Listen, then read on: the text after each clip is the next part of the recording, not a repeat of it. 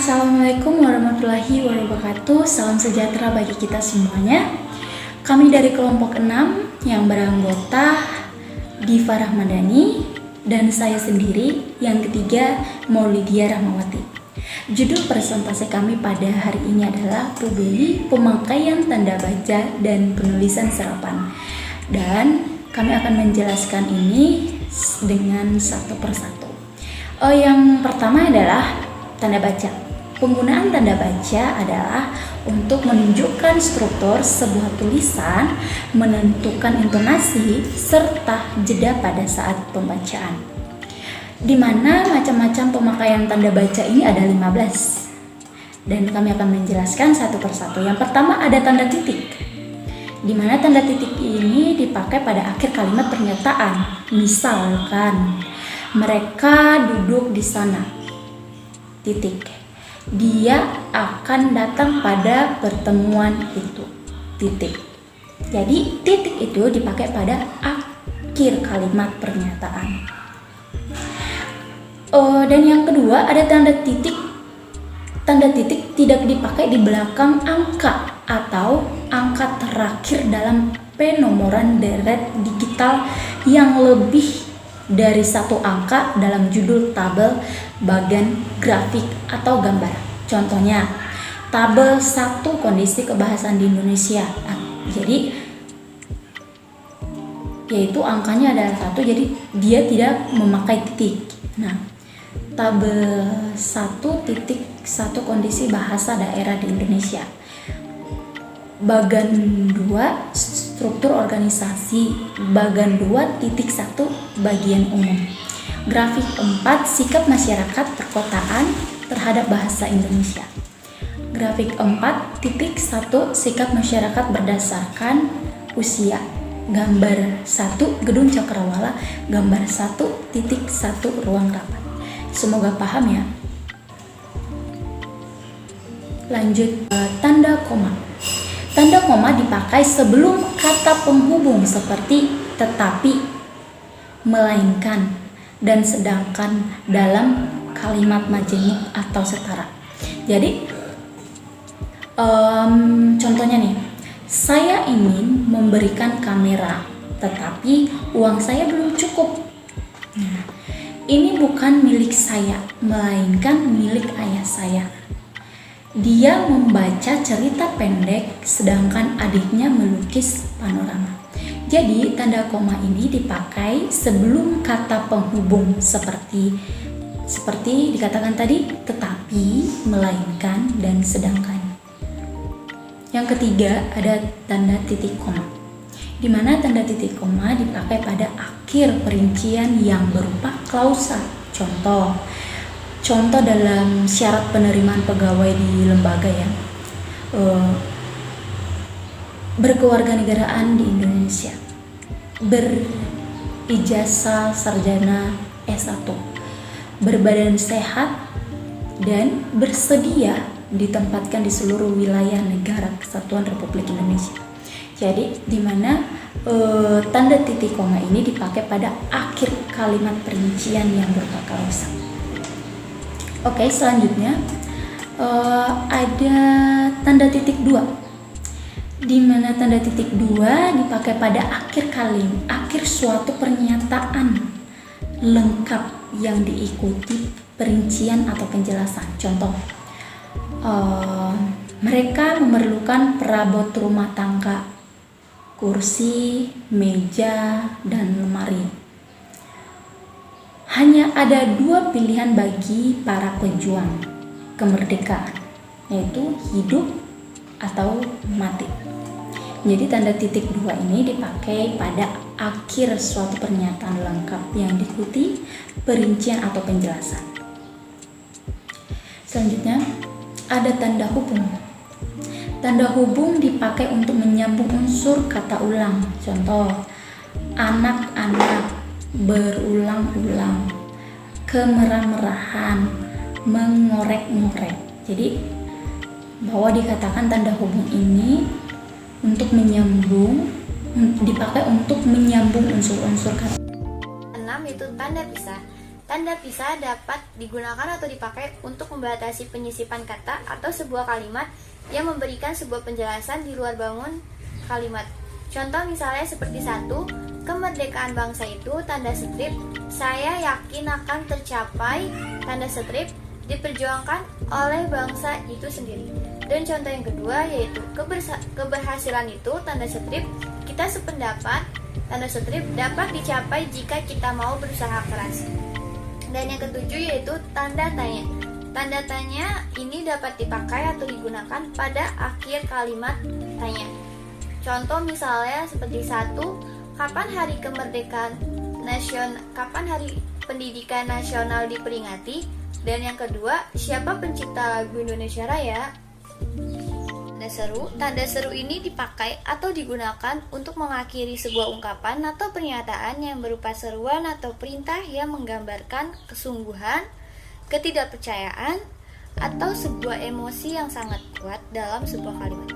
Contohnya misalnya yang pertama adalah alangkah indahnya taman laut digunakan.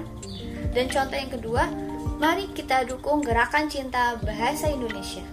Dan yang contoh ketiga, bayarlah pajak tepat pada waktunya, masa. Dan yang keempat ada contohnya, dia bersikap seperti itu, merdeka. Dan ada tanda baca yang ke-9 yaitu tanda elipsis. Tanda elipsis ini dipakai atau digunakan untuk menunjukkan bahwa dalam suatu kalimat atau sebuah kutipan ada bagian yang dihilangkan. Misalnya contoh nomor 1 yaitu penyebab kemerdekaan ... akan diteliti lebih lanjut. Dan yang kedua yaitu dalam Undang-Undang Dasar 1945 disebutkan bahwa bahasa negara ialah ... Dan contoh yang ketiga, lain bubuk lain ikannya. Tanda yang ke-10 itu tanda petik. Tanda petik ini dapat dipakai atau digunakan untuk mengakui sebuah petikan langsung yang berasal dari sebuah pembicaraan, naskah, atau bahan tertulis lainnya. Misalnya contoh seperti tanda petik merdeka atau mati, seru Bung Tomo dalam pidatonya. Dan yang kedua tanda petik kerjakan tugas ini sekarang, tanda petik perintah atasan ini. Dan yang ketiga itu tanda petik besok akan dibahas dalam rapat. Menurut pasal 31 Undang-Undang Dasar Republik Indonesia tahun 1945, tanda petik setiap warga negara berhak memperoleh pendidikan. Selanjutnya yaitu yang ke-11 tanda petik tunggal. Tanda petik tunggal ini dapat digunakan atau dipakai untuk mengambil petikan yang terdapat dalam petikan lain. Misalnya contoh seperti 1, tanya dia, tanda petik kau dengar bunyi, tanda petik tunggal kering-kering tadi. Tanda yang kedua itu ku dengar teriakan anakku, tanda petik tunggal ibu bapak pulang dan rasa letih ku lenyap seketika. Hujan Pahamdan. Dan yang ketiga yaitu kita bangga karena lagu tanda petik tunggal Indonesia Raya berkumandang di arena Olimpiade itu, kata Ketua KONI. Dan yang ke-12 itu ada tanda kurung.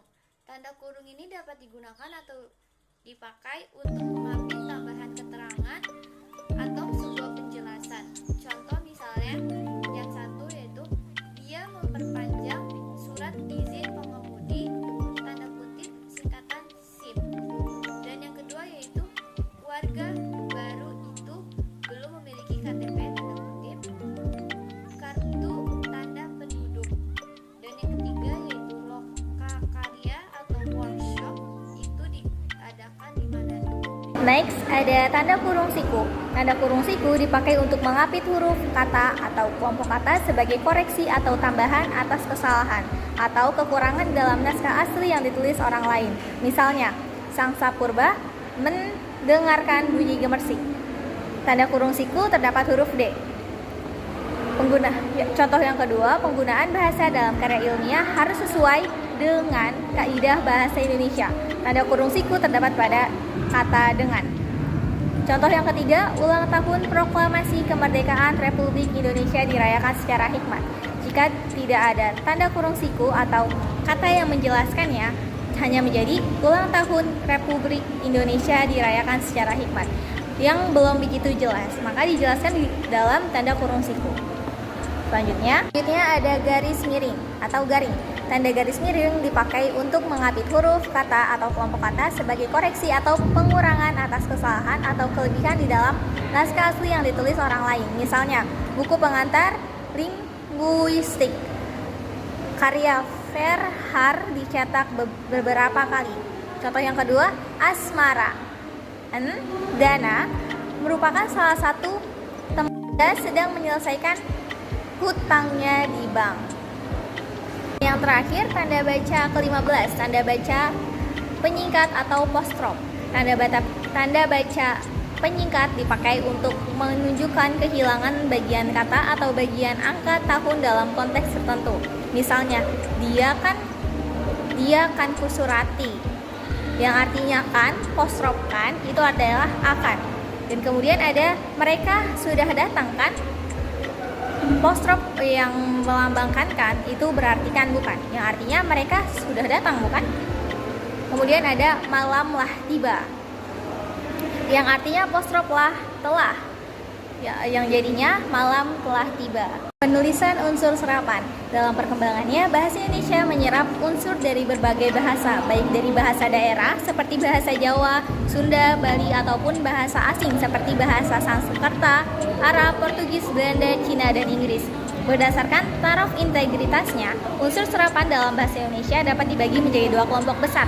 Pertama, unsur asing yang belum sepenuhnya terserap ke dalam bahasa Indonesia, seperti force major, de facto, de jure, dan the exploitation, di e-home, par e-home. Unsur-unsur itu dapat dipakai dalam konteks bahasa Indonesia, tetapi cara pengucapan dan tulisannya masih mengikuti cara asing. Kedua, unsur asing yang penulisannya dan pengucapannya disesuaikan dengan kaidah bahasa Indonesia. Dalam hal ini, penyerapan diusahakan agar ejaannya diubah seperlunya sehingga bentuk Indonesianya masih dapat dibandingkan dengan bentuk aslinya. Kaidah ejaan yang berlaku bagi unsur serapan itu adalah sebagai berikut. Yang pertama, bunyi A yang bunyi A Arab, bunyi pendek atau bunyi panjang menjadi A bukan O. Contohnya, mazhab, jadinya mazhab. Tidak ada penekanan di huruf Z. Yang dari Arab ya mazhab, kemudian di Indonesia menjadi mazhab. Contoh yang kedua ada di bahasa Arab di bahasa Arab bahasanya sahabah, sahabat, dan di Indonesia menjadi sahabat. Huruf so menjadi sa dan huruf H panjang menjadi H pendek. Contoh, A di Belanda menjadi A. Contohnya yang pertama pal, yang kedua bal, dan jika di Indonesia akan menjadi pal dan bal. Konsonan ganda jika diserap menjadi konsonan tunggal kecuali jika ia dapat membingungkan. Misalnya, acu, aki, alamah, alamah, komision koneksi, efek, catatan. Untuk catatan, unsur serapan yang sudah lazim jika dieja sesuai dengan ejaan dalam bahasa Indonesia tidak perlu diubah. Misalnya, bengkel, nalar, rabu, dongkrek, nafas, selasa, faidah, faham, senin. Selain kaidah penulisan unsur serapan di atas, berikut ini disertakan daftar istilah asing yang mengandung akhiran serta penyesuaian secara utuh dalam bahasa Indonesia. All di Inggris, al dan aal Belanda menjadi al. Struktural, formal, normal.